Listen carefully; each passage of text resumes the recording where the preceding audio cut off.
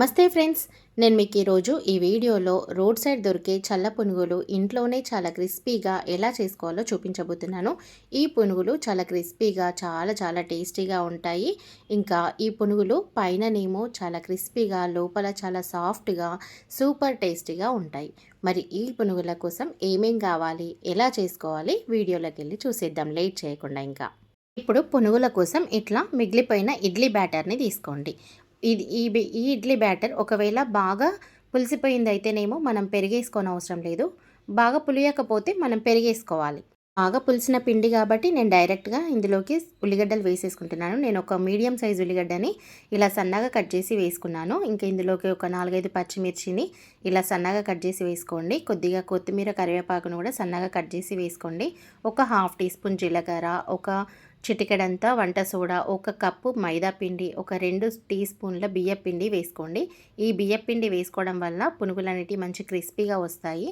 జీలకర్ర వేసుకోవడం వల్ల మంచి డైజెషన్ అవుతుంది. మీ టేస్ట్కి సరిపడా సాల్ట్ వేసుకోండి. ఇప్పుడు పిండిలో ఎలాంటి వాటర్ కానీ పెరుగు కానీ యాడ్ చేయకుండా ఇవన్నీ కలిసిపోయేలాగా ఫస్ట్ ఇట్లా కలిపేసుకోండి పిండిని. ఒకవేళ మీరు పెరుగు కానీ వాటర్ కానీ యాడ్ చేసుకునేది ఉంటే ఇందులో మనం ఇదంతా కలిసిపోయిన తర్వాతనే యాడ్ చేసుకోవాలి. ఈ పిండి కన్సిస్టెన్సీ అనేది మంచిగా ముద్దలాగా వచ్చిన తర్వాత కలిపేసుకోండి. ఇక్కడ మీరు చూస్తున్నారు కదా వీడియోలో, ఇట్లా రావాలి పిండి కన్సిస్టెన్సీ అనేది. ఇప్పుడు కొద్దిగా వాటర్, ఇది పులిసిపోయింది కాబట్టి నేను ఇందులో కొద్దిగా వాటర్ యాడ్ చేసుకుంటున్నాను. ఒకవేళ పులియని పిండి మనం వెంటనే చేసుకోవాలనుకున్నా కూడా ఇలా కూడా చేసుకోవచ్చు. కాకపోతే అప్పుడు పెరుగు యాడ్ చేసుకోవాలి. ఇట్లా మంచిగా పిండిని కలిపేసుకోండి. అన్నీ కలిసిపోయేలాగా కలిపేసుకొని కొంచెం ఆ పిండి కన్సిస్టెన్సీ అనేది పునుగులు వేసుకునేడానికి వీలుగా ఉండాలి. ఇక్కడ చూస్తున్నట్టుగా మీరు వీడియోలో. ఇప్పుడు ఇదాన్ని క్లాక్ వైజ్ డైరెక్షన్లో మంచిగా కలిపేసుకోండి ఈ పిండిని. అప్పుడు పునుగులు అనేటివి మంచిగా సాఫ్ట్గా వస్తాయి. ఇది ఒక్క 10 నిమిషాలు నానిపోతే సరిపోతుంది. ఆ 10 నిమిషాల వరకు మనము ఇందులోకి మంచి పల్లి చట్నీని ప్రిపేర్ చేసుకుందాం. పల్లి చట్నీ కోసం స్టవ్ ఆన్ చేసుకొని ఒక మంచి ప్యాన్ పెట్టుకోండి. ప్యాన్ వేడైన తర్వాత అందులోకి ఒక టీ స్పూన్ అంత ఆయిల్ వేసుకొని అందులోకి ఒక కప్పు పల్లీలు వేసుకొని మంచిగా అటు ఇటు కలుపుతూ దూరగా ఫ్రై చేసుకోండి.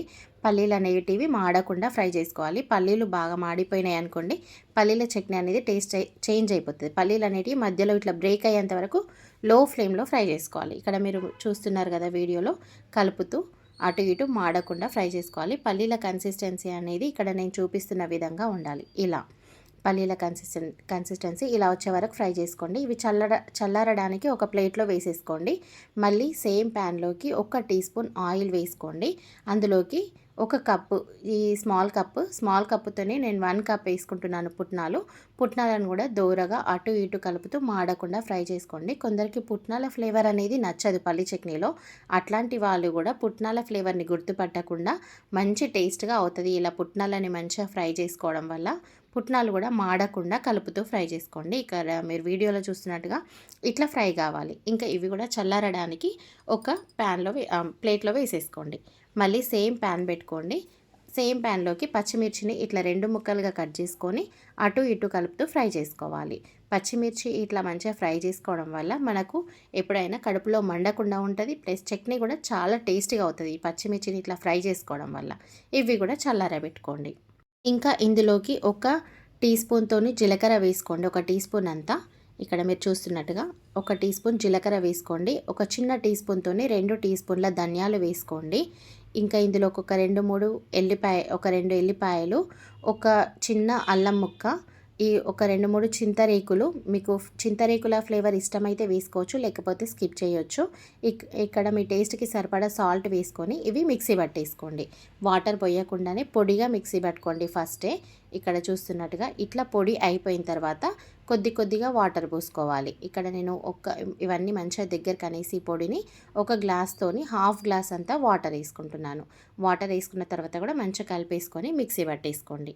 చూడండి, ఇక్కడ పల్లి చట్నీ కన్సిస్టెన్సీ అనేది ఇలా రావాలి. మంచిగా మెత్తగా సాఫ్ట్గా అన్నీ గ్రైండ్ అయిపోయినాయి, మెత్తగా అయిపోయినాయి. కాబట్టి ఇది ఒక కంటైనర్లోకి వేసేసుకుందాం. ఇప్పుడు ఈ పల్లి చట్నీని మనం ఇందాక ఎందులో అయితే ఫ్రై చేసుకున్నామో అదే కంటైనర్లకు ఈ పల్లి చట్నీని ఇట్లా వేసేసుకొని మీకు ఈ కన్సిస్టెన్సీకి సరిపడా వాటర్ యాడ్ చేసేసుకోండి ఇందులోకి. ఇంకా పల్లి చట్నీ పోపు కోసం ఒక ప్యాన్ పెట్టుకోండి. అందులోకి ఒక పావు ఆయిల్ వేసుకోండి. ఆయిల్ మంచిగా వేడైన తర్వాత ఒక హాఫ్ టీ స్పూన్ ఆవాలు వేసుకోండి, హాఫ్ టీ స్పూన్ జీలకర్ర వేసుకోండి, ఒక టీ స్పూన్ శనగపప్పు వేసుకోండి, ఒక టీ స్పూన్ మినపప్పు వేసుకోండి, ఒక్క రెమ్మ కరివేపాకు వేసుకోండి.